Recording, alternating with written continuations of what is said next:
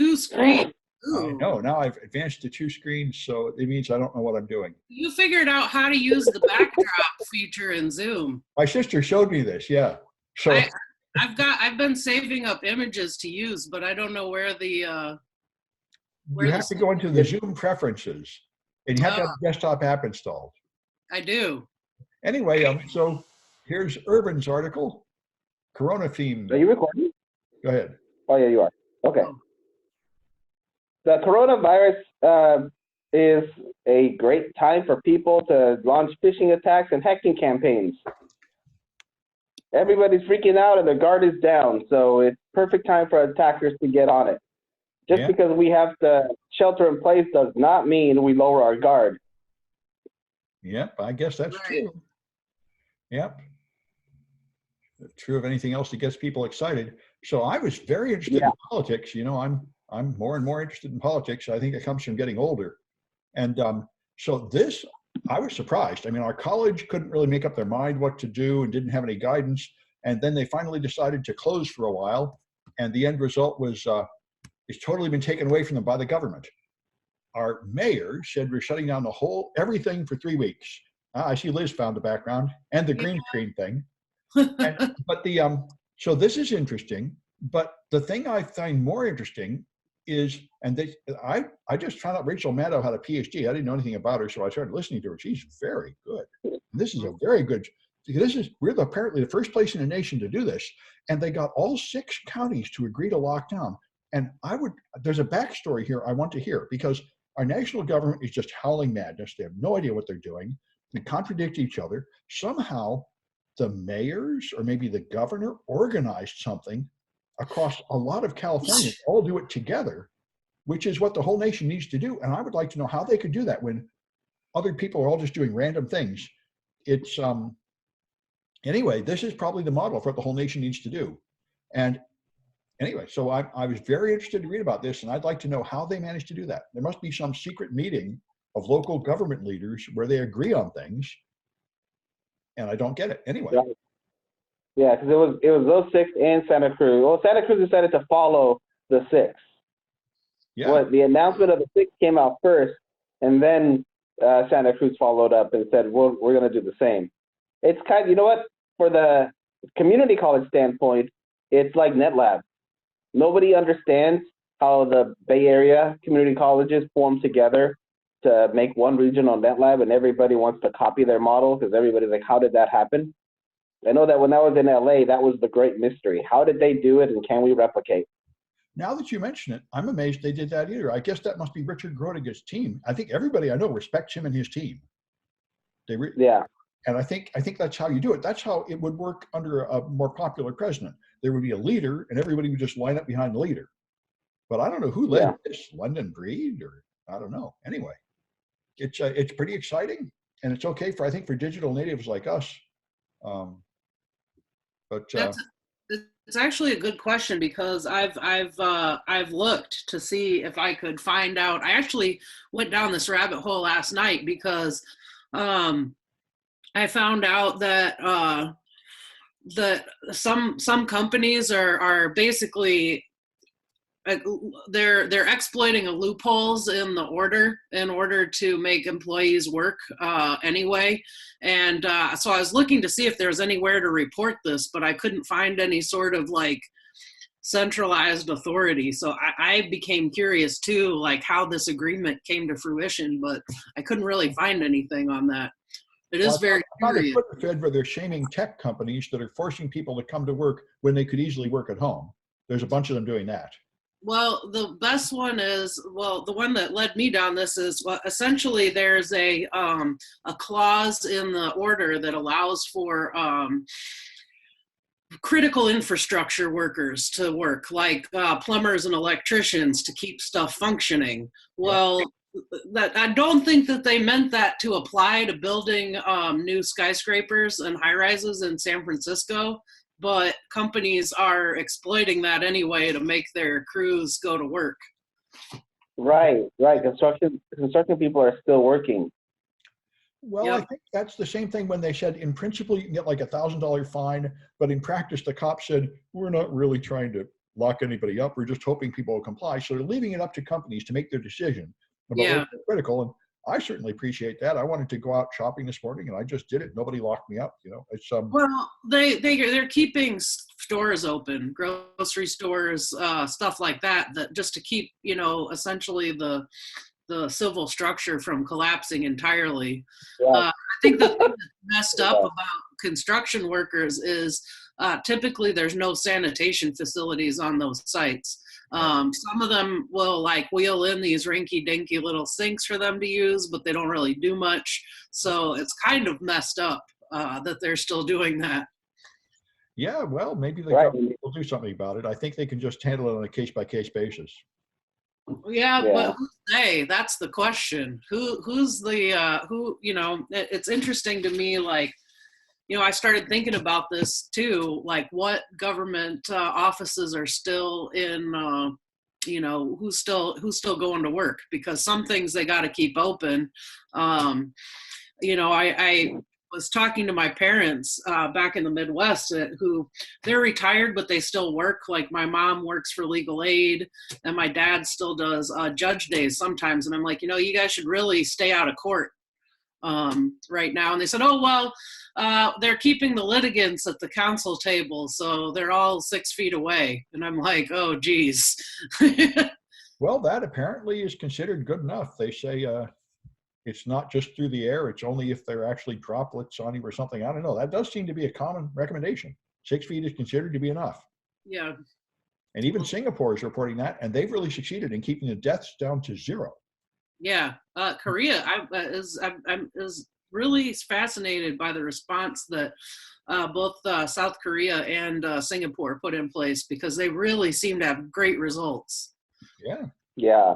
Their turnaround was quick. So I feel like we should be observing and modeling that, but I don't know that that's happening. I think it's happening in the Bay Area. I think that's what they did. I'm proud of my local government, even despite its incredible corruption. It does seem to be much more tied to reality than any other level of government. Anyway, I think maybe Liz froze up on us. No, I'm still here. Good. So you got one for you. Oh, the Princess Cruises. Oh, yeah. Yeah, I thought this was a pretty good story. I think that it was from a data breach that happened last year, but I figured the brand just was like, well, this is the best time to report a breach. I mean, we're already screwed, so let's go ahead and put it all on the table. Trying to hide the news among other news. Yeah. Exactly. Yeah, when I saw this, the first thing I thought was our city college government always tries to pass things like the day after summer begins or something. And they had a time like that a few months ago, and the chancellor tried to double his pay on a day when he thought nobody was watching. So he had to rescind that because they caught him. But I wonder if he doubled his pay like yesterday, because this is another opportunity to do that stuff. Right. And he's still sure is trying hard. So. Oh, yeah. Yeah, it's a good time to slip things through, and it makes you wonder what's happening too on a federal level. I didn't read about any kind of federal government shutdown. Did you guys? No. This is what I've been saying all along. A lot of people say that Trump does create chaos to hide his dirty work. I don't know if that's true. Well, I heard a lot of very interesting political theories while I was standing in line in the supermarket in Berkeley yesterday for an hour and 20 minutes. Well, yeah, you would. People are, yeah, it was, Alex Jones would have fit right in. Yeah. I remember when I came back to San Francisco after teaching in the Midwest a few years ago, and people had bumper stickers saying 9/11 was an inside job. And this was like a common belief. And I said, man, you know, I really don't exactly fit in with this place. It's still a common belief. Yeah. Well, I was pleased to see Brave coming up here. I switched to Brave recently, and I like it.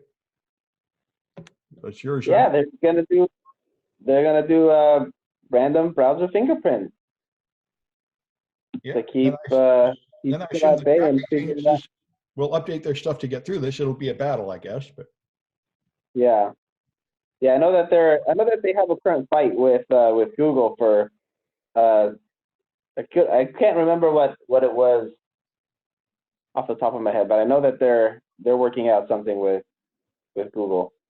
Yeah. But I actually like this of changing the user agent so that you can't really see what they're using. Yeah. This feature is not available yet. It is if you're running like their nightly version. This will come out in the later edition.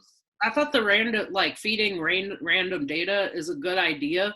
My question as a former developer is I'm wondering how many websites this is going to break, because I know that a lot of them, their responsiveness is tied to the browser fingerprinting. Yeah. Because they have specific, like sometimes, especially some of these ones that use like templating engines will be designed so that they serve up a slightly different page depending on what your user agent is each time. So I'm curious to see how that'll go, because there is a lot of deprecated stuff. Yeah, maybe those devs will have to make things universal. Well, yeah. Maybe they'll get enough complaints that they'll be forced to choose that.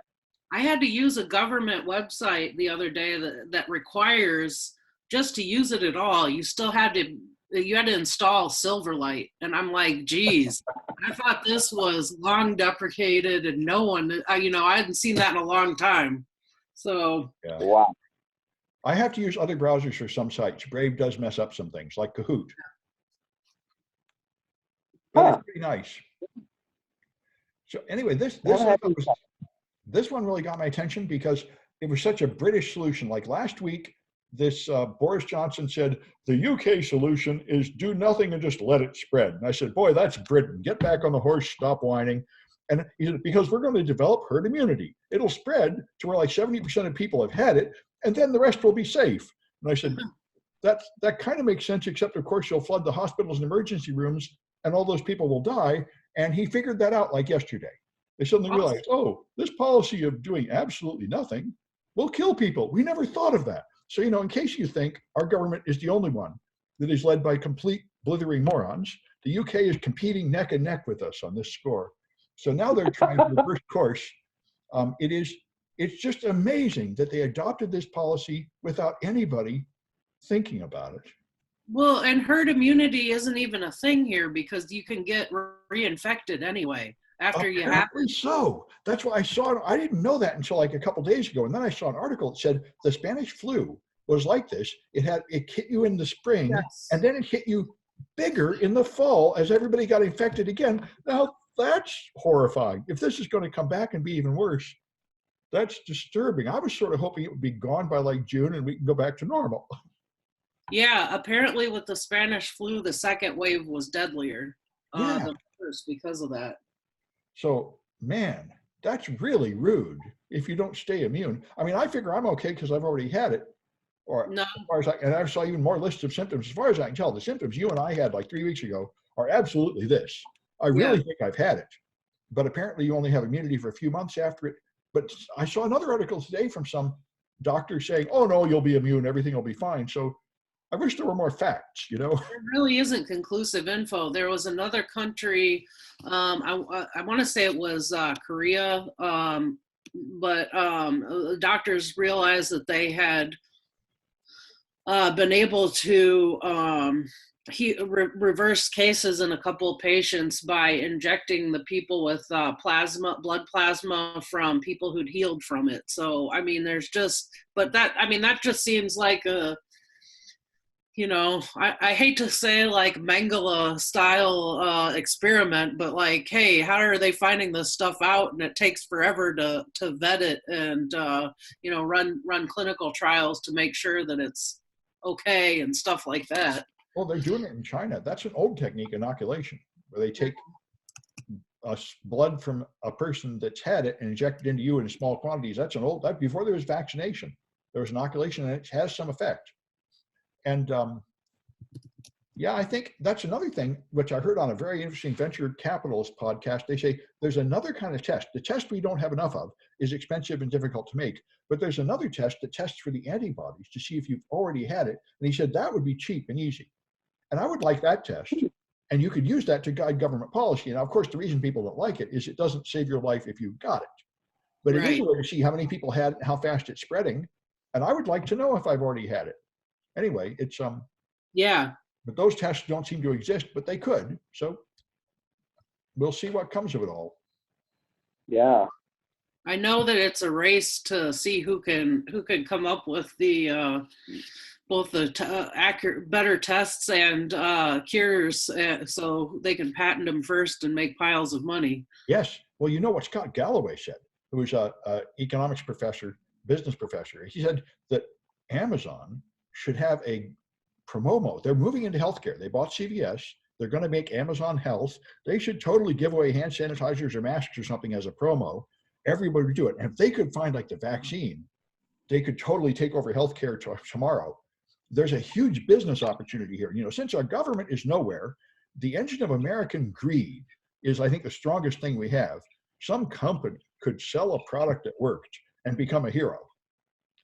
So Yeah. I'm sure they're all racing to do that, and that might work. I mean, our government totally doesn't work, but our capitalist system really does work. So that's what I hope. Anyway, here we got Google's Yeah. site.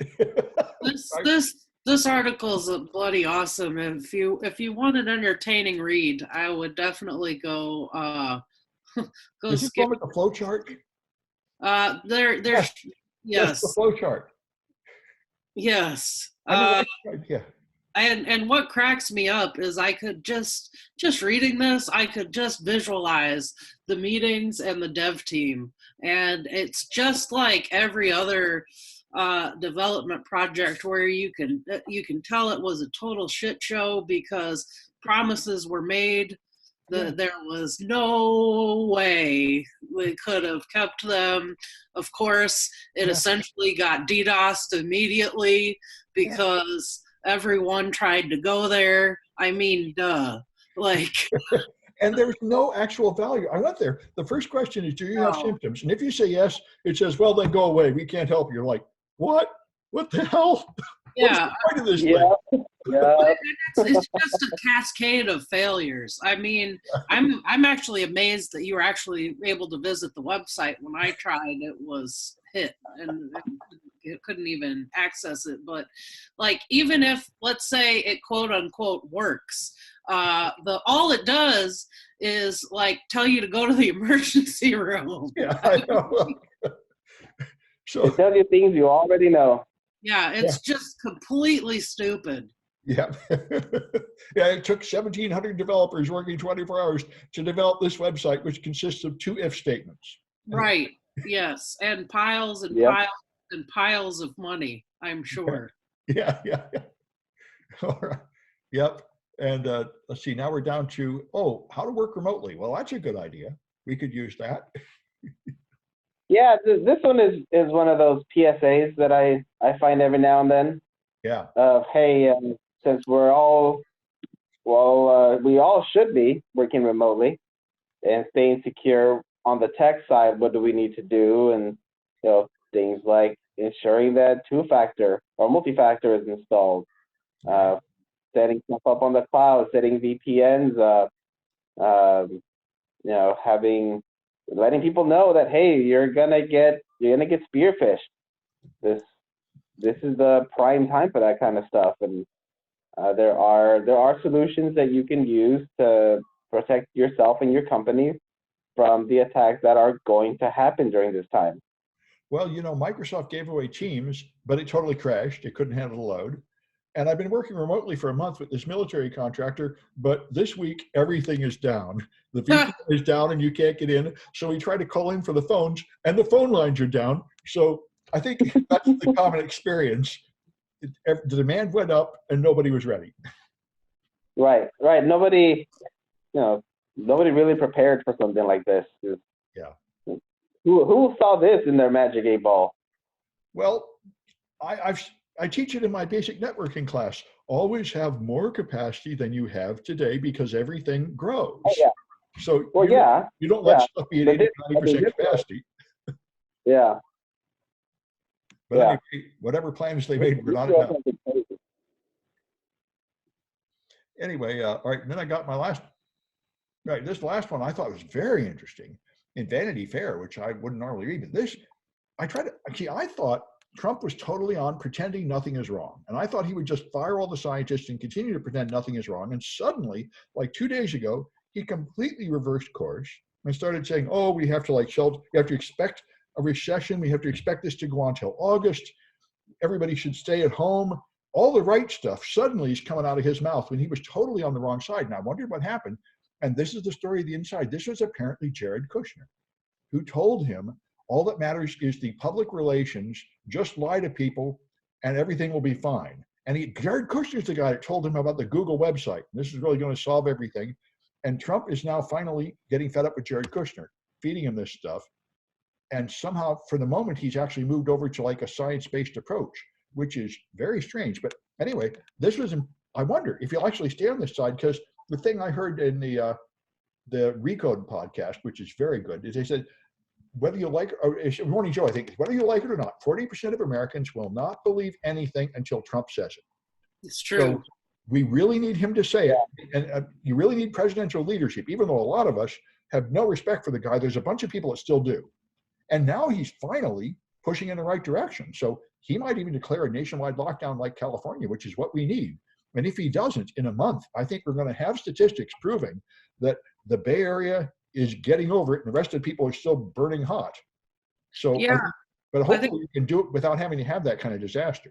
part of the problem is the lack of testing. So people think that there are far fewer cases than there actually are. Oh, yeah. Right. We don't know the real numbers. Not at all. But I don't think we need to know numbers. I mean, we know it's spreading. We know we need to like lock everything down. It's like, we know what to do. But that's like a logical, that's way too logical. I mean, we're talking about people that they won't follow, basic self-preservation logic until their fearless leader tells them to do it. Well, yeah. And those are the people that are arguing like, oh, well, the flu's just much worse. This is nothing. Oh, it's all blown out of proportion by the media. It's nothing to worry about. I'm going out anyway. Well, that was the story 3 days ago. Now it's all changed. But, this is the thing about Trump. This is a classic problem down through history. When you have a mad king, then he's not even wrong all the time. He's not even consistently wrong. Sometimes he'll be doing it wrong. It's just like rolling dice. Now, for the last 2 or 3 days, he's actually been doing the right thing, which happens like 1 time out of 10. This is what a mad king is. Anyway, so I'm very interested, and it's really important what our leaders do. But anyway, so down to the last one here, the DDoS, attacking HHS. Yeah, it was pretty bad. They right at the time when it's worst, the government infrastructure got hit extra hard. Especially over the course of the last weekend, and it wasn't just our government either. A bunch of European agency sites were hit too. No word yet as to who's responsible, but I just thought that was interesting timing. Yeah, it could be any of our enemies. It could be a right-wing fanatic that believed the right-wing propaganda at that time. It could be a lot of people. Well, and I thought it was interesting though too that it was all just rounds of DDoS attacks. It wasn't like ransomware or anything like that, which is what I would have kind of expected, I guess. Yeah. Since it's a good time to get people to pay your ransoms, Yeah. Who knows who did it, but I thought it was interesting timing, and especially sort of the global, the intercontinental distribution of it. Yeah, this is something that I had to grow into in the world of security. I used to get mad at people that attacked me, and now I really don't anymore. I say, the fact is there's an infinite number of horrible people that will attack you at any time, and you need defenses. So when people attack me, I say, I'm getting mad. I'm really mad at myself for not having better defenses. There's no point blaming the attacker. Yeah. I think it's interesting. It would be interesting to know, who it was and what their motivations were. Yeah, that threat intelligence is interesting. but it doesn't really have that much effect on what you do, except to make risk modeling. What you have to do is put in better defenses. And I don't know why anybody is getting DDoSed anymore. It sounds like they blocked it. I mean, ever since Cloudflare came out, I felt like anybody that gets DDoSed is just an idiot. Well, the other thing that kind of came to my mind when I read this is, was it an actual attack, or was it really just millions of concerned citizens looking for information, and it was easier to say that it was attack than to be accountable for their own incompetence and provisioning. That's an option. Right. That kind of sounds like that is more of the real answer. Is they don't want to admit, yeah, we don't have enough servers. We didn't plan accordingly for a possible disaster where people want to check out a website. So we'll just say we got attacked. That's the easier way out. Right. Well, yeah, that's a good point. Well, I think that's it. Unless you folks have any more comments, I'm going to stop the recording. No. All right. No, people should just stay safe. Yep. Yeah. You really obey the quarantine, I recommend.